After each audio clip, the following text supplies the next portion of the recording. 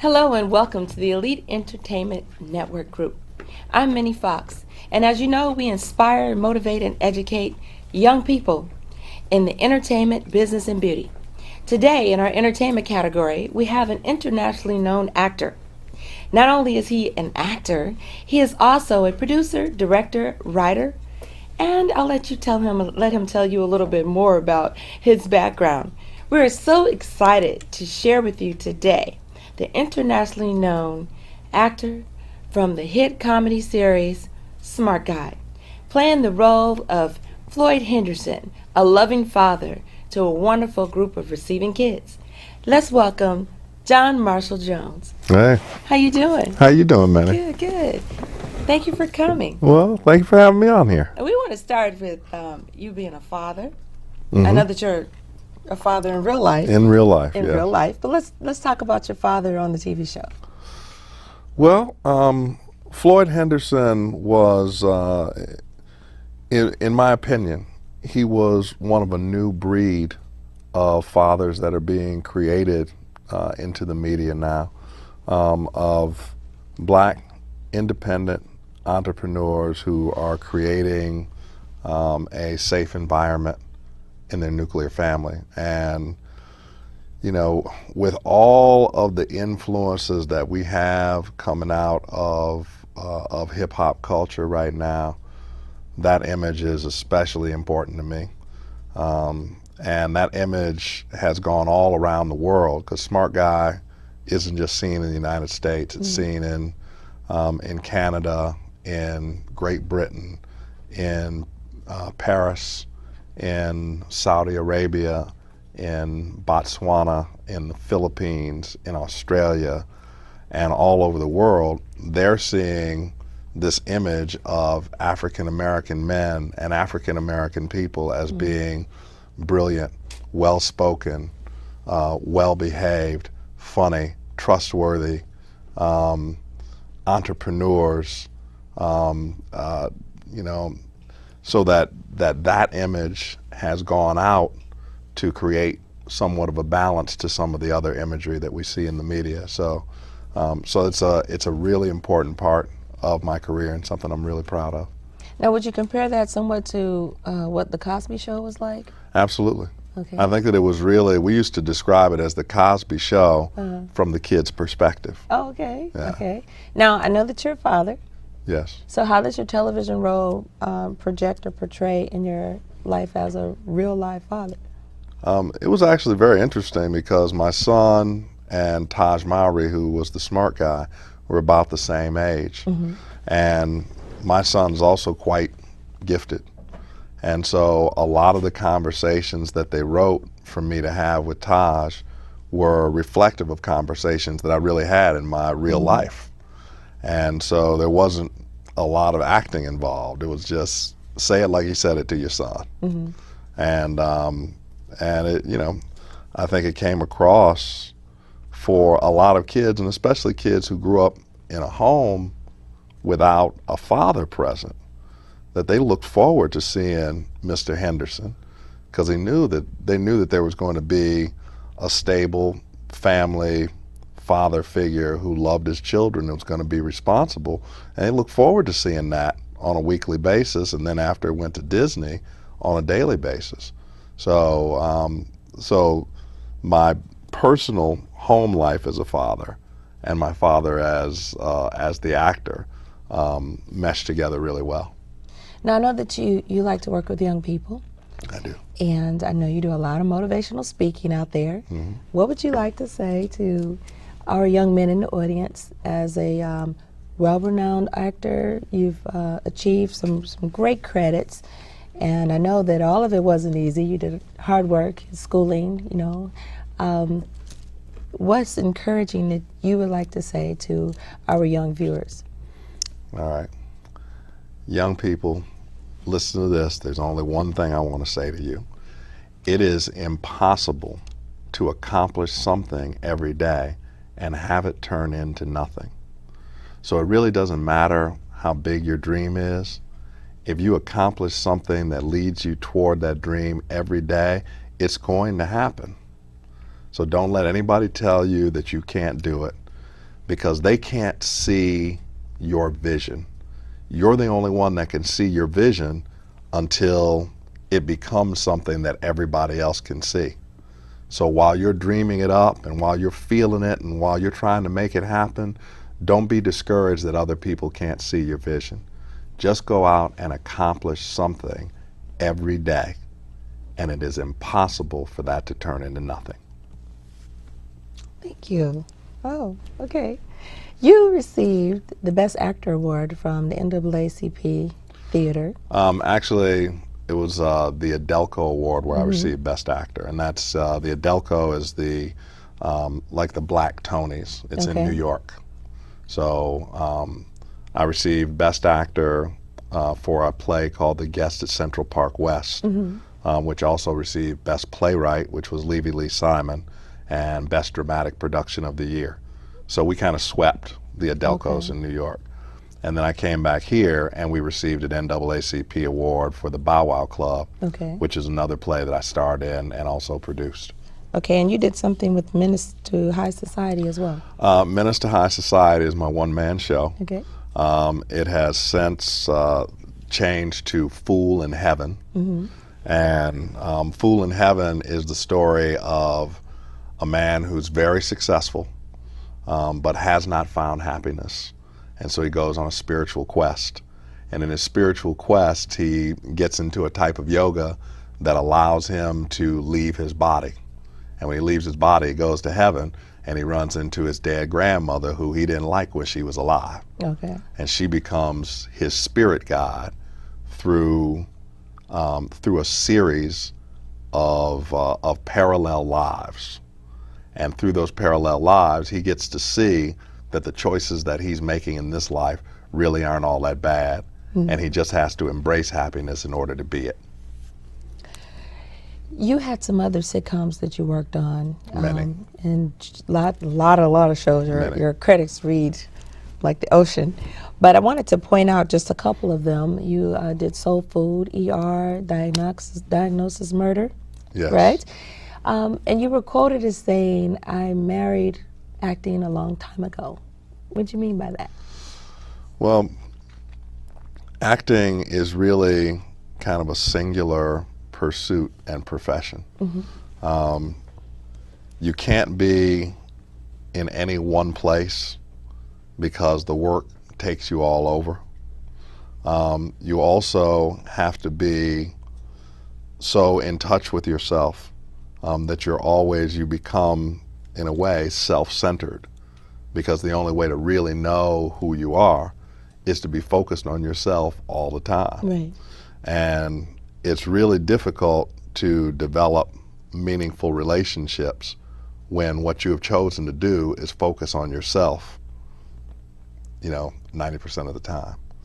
So in order to be great at anything, in order to be phenomenal at anything, you have to be willing to make sacrifices. And one of the sacrifices of being an actor is that you live a singular and in many ways a lonely life.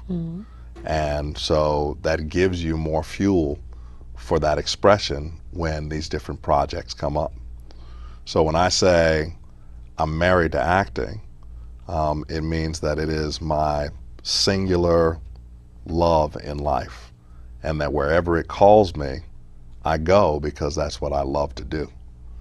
And so I've had quite a bit of success with it because I've given it that kind of focus and priority. And if you look at anybody who's great at anything, they give that singular focus and priority to whatever it is that they want to be great at. And by never allowing your focus to be broken, whatever it is that you're focusing on has to make its way into your experience because it's all you're focused on. And you can look at, in any performance medium, be it athletes, be it musicians, be it politicians, it doesn't really matter. It is the focus that makes that person successful. And once people get successful and they start partying, they lose their focus. Okay. And that's why it's so hard to stay on top. Well, let's go to the party part. Because I know when you were in college, you did some partying back then. Absolutely. Yes, you did. And we want to talk a little bit about that and enlighten everyone on how you were as a Kappa. Oh, well, I'm a member still, a lifetime member of Kappa Alpha Psi fraternity. And hey, we ran the yard. Okay. So we were the group that when you heard there was going to be a Kappa party, you got ready and put your party clothes on because it was going to be all night. The walls was going to be sweating when we got done. The music was going to be pumping, and most likely security was going to be coming to shut it down. Okay. So I had a great time, and those guys that I pledged the fraternity with at that time we're all still really good friends. So we're all still in contact. So become a family and Yes. support one another's careers Definitely. as you go along. Now, are the Kappas the group that they do the dancing, the step dancing, and? Well, we do steps. We do it with canes, Okay. and the canes are wrapped in red and white. Looks like a peppermint stick. Okay. And clearly, we're the best at it. You're the best at it. Yeah, I mean clearly. So you had some little rap that you would say when you're dancing, right?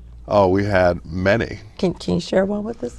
Share with the audience what you know. Well, you know something. Actually, Little John Well, John did a okay. good job of sharing one of our raps. Okay. And I think the whole the song that he did, To the Windows, To the Walls,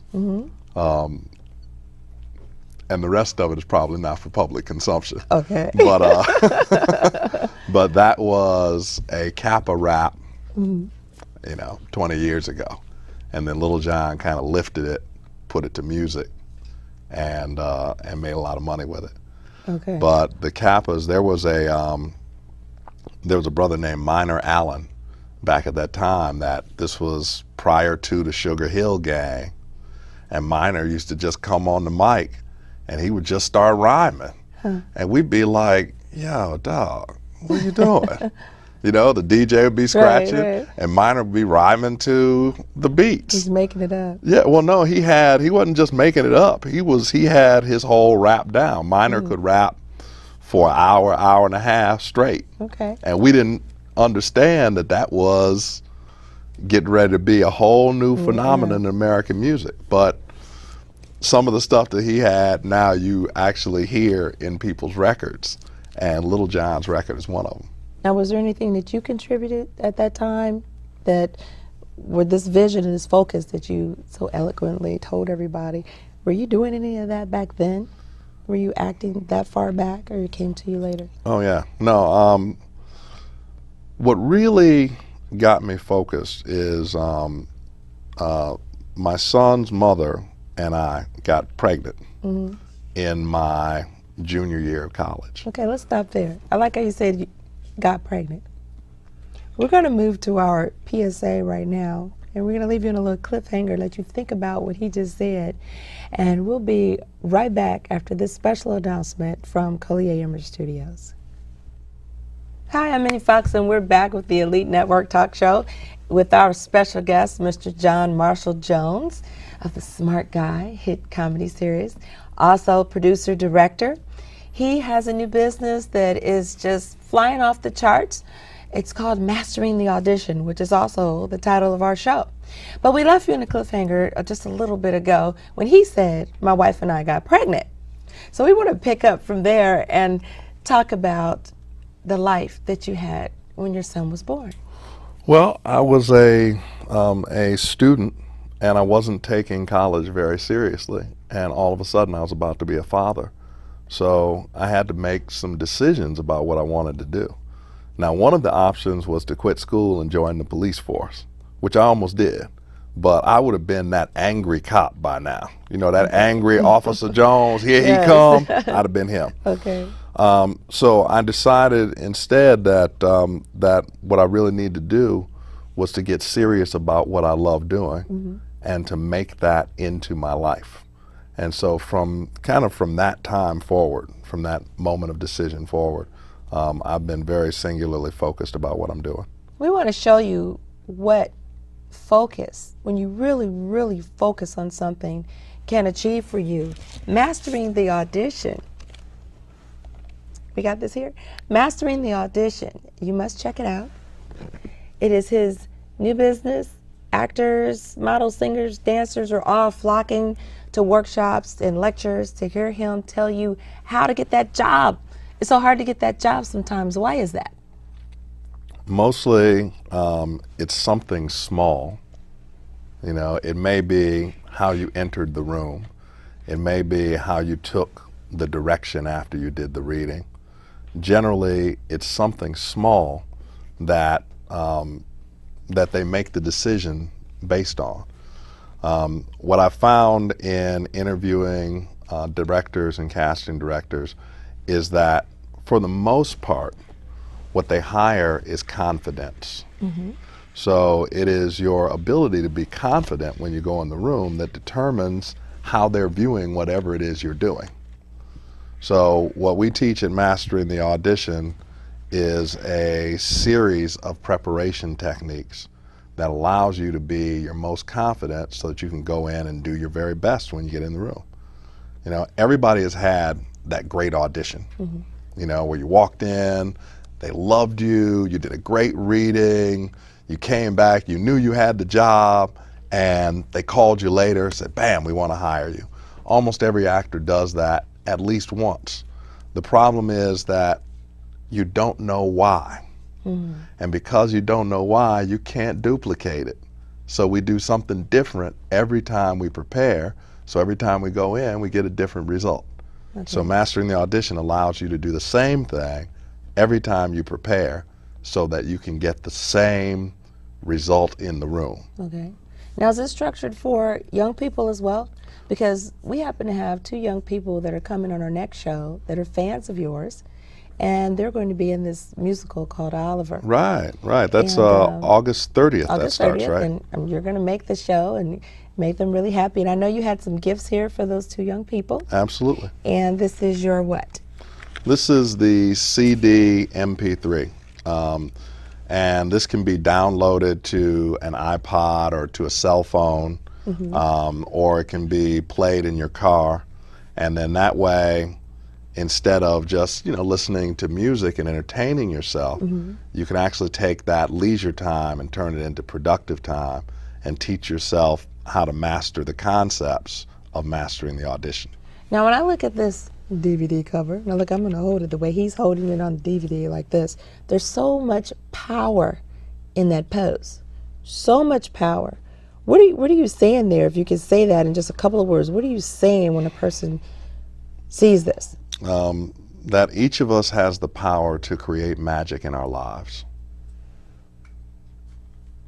Magic. And that's usually what acting can turn into magic for you. Absolutely. Sometimes it can be a downfall. We're hearing so many of our actors of all nationalities having issues with drugs and alcohol and things of that sort. And I know you don't do any of those things. And that's something that our young people really need to take a grip on and learn from our community leaders that are in that entertainment world of what to do and what not to do.